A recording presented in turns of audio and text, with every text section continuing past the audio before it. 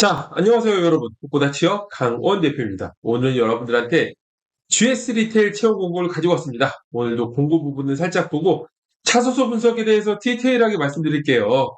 제가 말씀드리는 걸 글로 보고 싶으신 분들은 블로그에 꽃보다 취업을 검색하셔서 보시면은 제가 글로 잘 정리해 놓은 게 있고, 그럼에도 불구하고 정말로 잘 쓴 자소서 경교서가 뭔지 직접 보고 싶으신 분들은 꽃보다 취업의 취업 상담을 신청하시면 제가 상담하면서 직접 보여드리겠습니다. 어떤 자소서가 정말로 완벽하게 쓴 자소서인지 보여드릴 테니까 기대하시고 찾아도 되고요. 여러분들이 GS 리테일 공고를 놓칠 수 없는 이유. 왜냐면 요즘 문과 채용 공고가 굉장히 적은데 문과를 전국적으로 많이 뽑아줘요. 게다가 GS라는 대기업 브랜드를 달고 있잖아요. 여러분들한테 좋은 기회가 될 거라고 생각을 합니다. 자, 그러면 공고를 보도록 할게요. GS 리테일은 GS 그룹 계열사 중에 업력 52년의 판매 유통 기업인데 슈퍼마켓, 편의점, 마트, 스퀘어 백화점을 운영하고 있고 2021년에 혁신적인 사건이 있었죠. GS 샵을 합병하였습니다. GS 리테일 같은 경우에 저도 합격하고 면접을 보러 갔던 회사고, 그리고 저희 학생들도 수많은 학생들이 GS 리테일 같은 유통 기업의 합격 소식을 전해주세요. GS 리테일도 마찬가지고, 그래서 여러분들한테 저도 굉장히 반갑게 소개할 수 있는 기업인데요.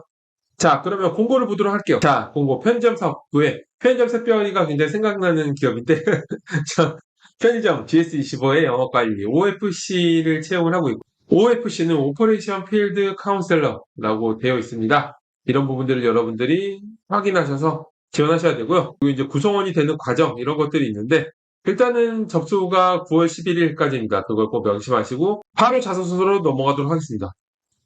자소서는 5가지 항목인데 각각 500자 기준의 글자 수 제한이 있어요. 첫 번째 항목은 지원 분야를 선택한 이유와 이 직무에 본인이 적임자라고 설명할 수 있는 근거를 경험을 바탕으로 서술하는 항목인데요. 지원 동기를 직무의 관점에서 초점을 맞춰 풀어내는 항목입니다. 일반적으로 지원 동기의 경우에는 왜 해당 기업인지, 왜 해당 직무인지를 나누어 작성하는데 해당 항목의 경우에는 직무에 초점을 맞추어 풀어내도록 제시되어 있죠. 다만 일반 영업관리가 아닌 편의점 영업관리에 대한 관심도를 기술해야 하기에 업계에 대한 관심도를 함께 녹여내야 됩니다. 자연스럽게 녹여낼 수밖에 없겠죠. 기술 순서는 먼저 지원 직무에 대한 관심도를 어필하며 지원 직무 수행에 필요한 역량을 기술해야 돼요. 그런 다음에 1차적으로 직무와 직접적으로 관련성 있는 전문성 관련 부분을 작성하고 후반부에는 직무 수행 관련 캐릭터적인 역량을 녹여내면서 본인이 해당 직무의 적임자임을 어필해야 됩니다. 자, 꽃보다 취업 학생들 같은 경우에는 먼저 1. 지원 직무에 필요한 역량이 직무 수행에 직접적으로 관련성 있는 전문성 있는 어필한 다음에 컨설팅을 통해서 제가 만들어줬던 경력 기술수 있잖아요. 그걸 바탕으로 경험을 워딩하고 2. 다음으로 직무 수행에 필요한 캐릭터적인 역량을 몇 가지를 컴팩트하게 기술해야 됩니다. 단 글자 수를 고려해봤을 때 한 가지 역량을 스토리텔링 하는 게 아니라요. 여러 가지 역량, 커뮤니케이션 능력, 추진력 등등을 표현해야 돼요. 자, 그리고 두 번째 항목. 유통 트렌드 변화 속에서 고객을 최우선으로 생각한 상품과 서비스를 제공하기 위한 방안을 서술하는 항목입니다. 뭐가 있을까요?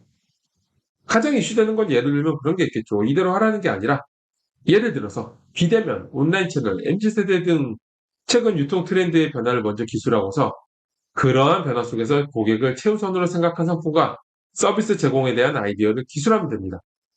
예를 들어서 예를 드는 건데, 예를 들어서 온라인 유통 채널의 발달로 오프라인 때보다 고객 만족도가 저하된 부분에 대한 포인트와 같은 방향으로 풀어낼 수가 있겠죠. 자, 제가 말씀드린 해당 예시대로 풀어낸다면 만족도의 문제 같은 거를 삼을 수가 있을 거예요. 세 번째 항목. 데이터를 활용한 신속한 의사결정을 했던 경험을 서술하는 항목입니다. 관련된 경험을 스토리텔링하는 항목인데요. 효과적인 스토리텔링 방법은 상황을 먼저 제시하고 상황을 컴팩트하게 바로 제시하는 게 두 가지예요. 그리고 이제 문제점. 해당 상황에 생긴 문제점. 어떤 문제점이 있을까요? 이 문제점을 컴팩트하게 임팩트 있게 제시해야 내용 전체가 탄탄해지거든요. 문제점이 우리가 봤을 때 어떤 공감대가 있지 않으면은 뒤에 내용을 아무리 탄탄하게 해도 임팩트 있는 기술이 될 수 없어요. 그리고 해당 문제를 겪으면 얻게 된 역량의 흐름으로 풀어내는 것인데, 특히 이런 스토리텔링에서는 해당 과정에서 본인이 수행했던 역할을 구체적으로 풀어내야 돼요. 자, 다음 항목. 서로에 대한 이해를 바탕으로 타인과 소통하고 협업했던 경험을 서술하여 주는 항목입니다. 서로에 대한 이해. 내가 너를 모르는데 난들 너를 알겠느냐. 이 노래를 아시는 분 있나요?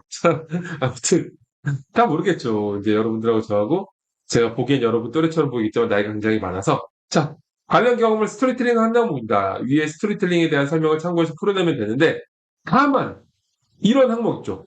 갈등 상황이 제시되는 항목의 경우에는 갈등 상황만 제시해 놓고서 결국 아이디어를 내서 해결했다라는 방향으로 풀어내시는 분들이 많은데 이게 아니겠죠. 이런 포인트로 쓰라고 할 거면은 왜 굳이 이런 항목을 냈을까요? 그런 것보다는 해당 항목의 취지에 맞게끔 해결 과정에서 협상력이나 커뮤니케이션 능력을 어필할 수 있도록 기술을 해야 돼요.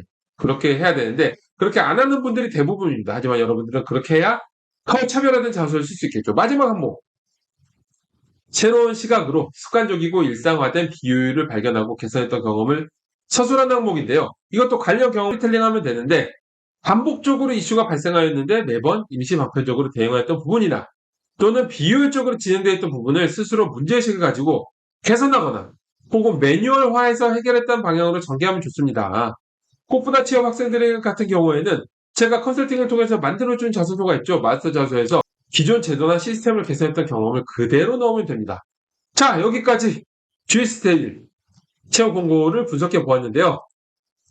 여러분들이 완벽한 퀄리티의 자소서 경력 교수를 직접 보고 싶으신 분들이나 또는 여러분들의 취업 전략 방향 설정, 전략 설정, 그리고 나의 자소서가 얼마나 형편없는지를 확인하고 싶으신 분들은 취업 상담을 신청하시면 됩니다.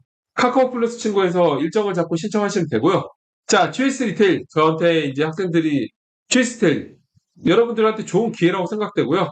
꼭 지원하셔서 좋은 결과를 얻었으면 좋겠습니다. 저는 이걸로 여러분들 설명을 마치겠습니다. 감사합니다.